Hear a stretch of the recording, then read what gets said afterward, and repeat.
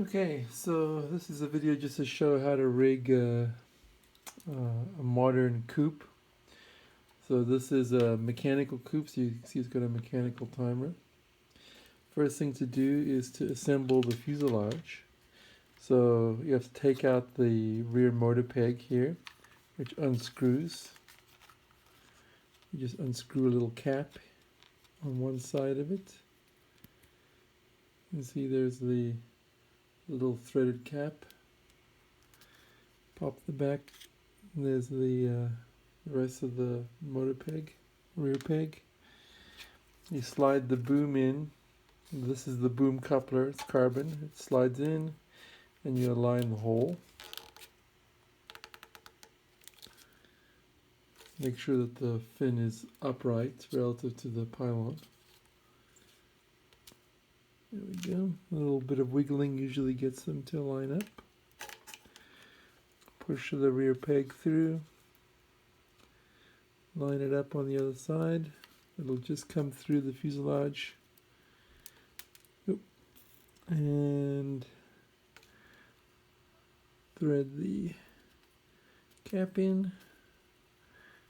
You can just make it finger tight, that's it. So there you go, that's locked in now, so that aligns the boom. Next we're going to do the stabilizer. So you can see back here, this is the DT hammer. This is the VIT/DT line, and these little rubber bands are pole elastic that pulls the stabilizer up when it's dethermalized. You can see on the stabilizer it's got a hole right there. Those rubber bands go through that hole, and there's a little teeny slot. It's hard to see. You can just see a little slot there, and so there's a knot on the, you see this knot here? This knot has to catch in that slot, and that's what prevents the line from being pulled through the slot.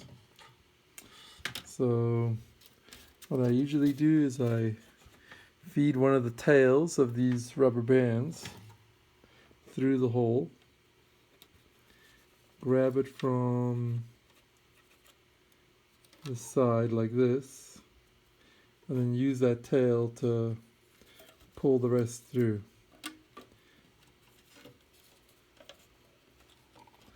There you go. So now the rubber bands are through the hole, and then all you do is you hook up the rubber band, or you have to catch it through the slot. Make sure the knot is caught in that slot I mentioned. Okay, there we go. Cut my fingers, so my fingers aren't functioning very well.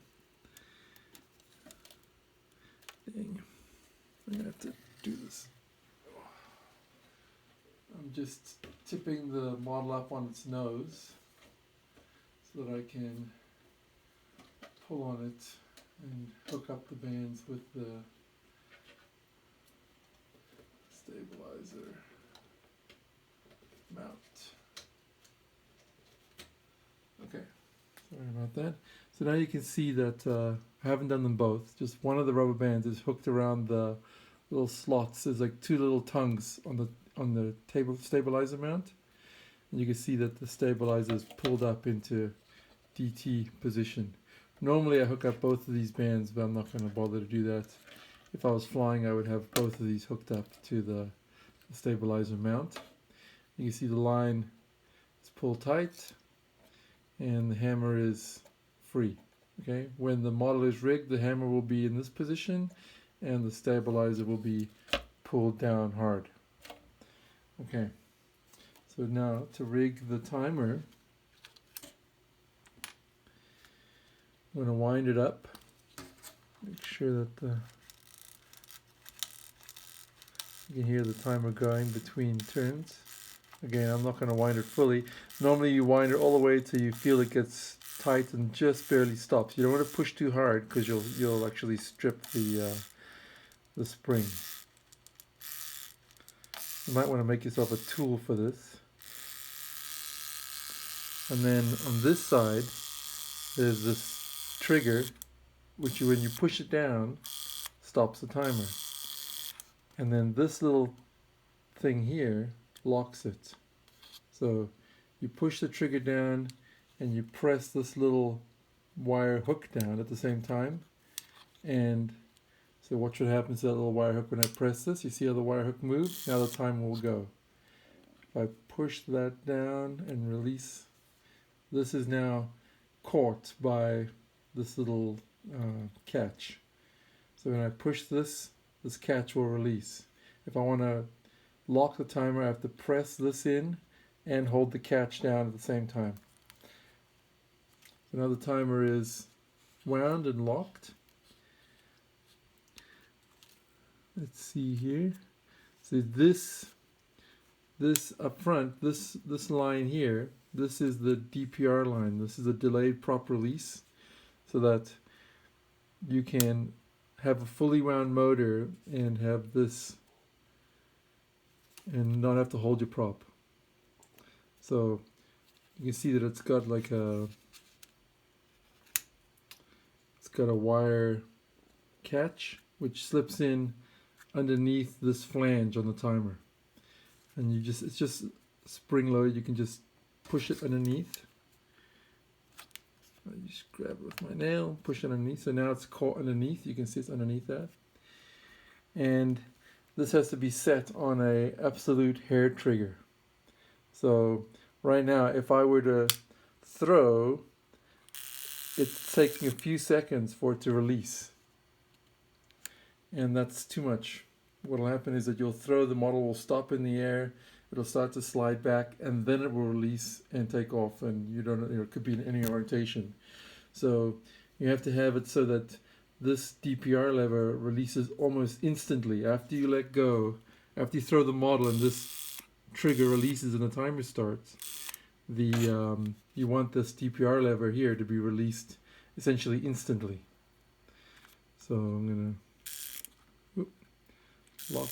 You see the timer's not locking this time. There we go. Timer's locked. I'm going to wind it, push the DPR lever underneath the flange. See, it's underneath the flange. And I'm going to release and watch it until it's on a hair trigger. That's about right there. So it's still tight. Still make sure that it's one way to check is to actually pull hard on the DPR line, on the DPR stop, to make sure that it doesn't release on its own from underneath the flange. So right now it's very much on a hair trigger. You can see that part of the DPR lever is actually showing from beneath the edge of that flange. So the moment you throw this model, that timer will move that flange and the DPR lever will release in like well under a second, but it'll be like 0.2 or 0.1 seconds. Okay, so almost instant. What else is on here? So then this lever here is engaged underneath this flange. And the last one to hook up is this middle one, which is just like you can see it just looks like a pin.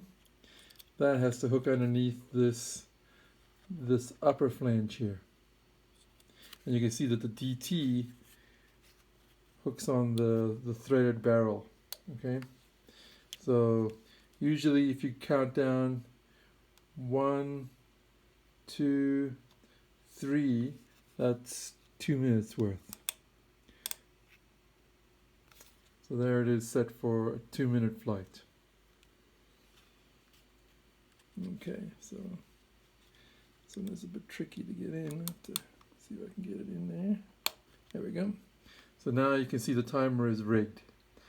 This one I've just hooked up, this middle one, which is trapped, you can see it's trapped underneath that middle flange. That also pulls this little cable here, which goes into the fuselage and pulls this pin, which engages with the wing. So this is the wing wiggler. When that releases, this pin moves up and the wing moves into its standard glide position. This one here is just a hole. The other wing has a pin which goes into that hole, so that's just fixed. So the right wing is fixed. The left wing moves down initially during the flight when you've got this engaged. Oh, sorry, not during the flight, during the climb. And then after about 35 seconds, this pin will release from the middle flange.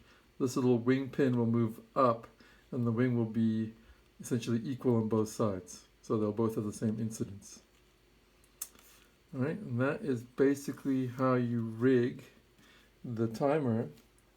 The lines, you can see there are 3 lines. The one with the little bead is the DT line, and on this model you rig from the middle first.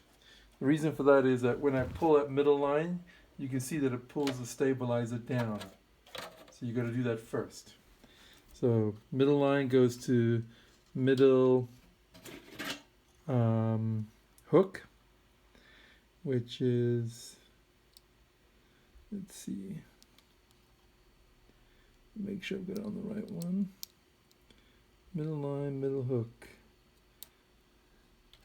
Right, so that is the VIT. So that engages, or that releases after about 4.5 seconds. Okay. This line is the bottom, and so that goes on the bottom hook. This one, blue on the bottom. And the upper one, the black one, goes on the top hook. So you can see that's the sequence. Blue, red in the middle, black. Okay, so what happens is that initially the first one to be released is black. And what that does is it releases, that's the line that's pulling on the stab. So when that's released, the stab pops up and rests against the hammer. Okay, and the hammer sets the décollage, or the tail, the stab incidence. The next one to be released is going to be, let me just make sure I get this right. Yeah, the next one to be released will be the blue line, which engages, which is the auto rudder. So that's the one that pulls the rudder. You can see the rudder is pulled to the left here for the high torque portion of the climb, right? When it's trying to pull to the right. So that holds it, that keeps the climb nice and prevents it from rolling into the right. At about 35 seconds, it is released, which makes the model go more gently to the right, not as tight. And the wing wiggler is released as well, so that little pin there jumps up. And then it'll glide for 2 minutes. And after gliding for 2 minutes, finally the DT line, which is black, is released. And what happens there is it doesn't actually release the line here, because that's already been released. That's the first one to go. What it does is it releases the hammer. And the hammer kicks back, moves away from the little fiberglass plate, and the stab pops up. Okay, so hopefully that's clear. That's how it's rigged.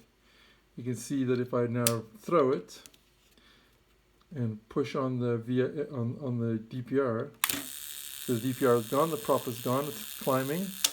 After a few seconds, that's the VIT, right? So the red one was released, and then you'll see after 35 seconds,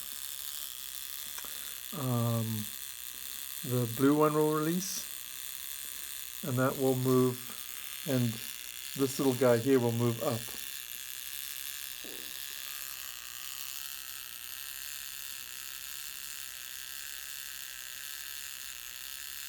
There we go. Bam, there goes blue. And now it'll just run for 2 minutes and eventually release the black. And so you can see here that the stab is now up. The line there is actually slack, and the stab is resting against, I can move it.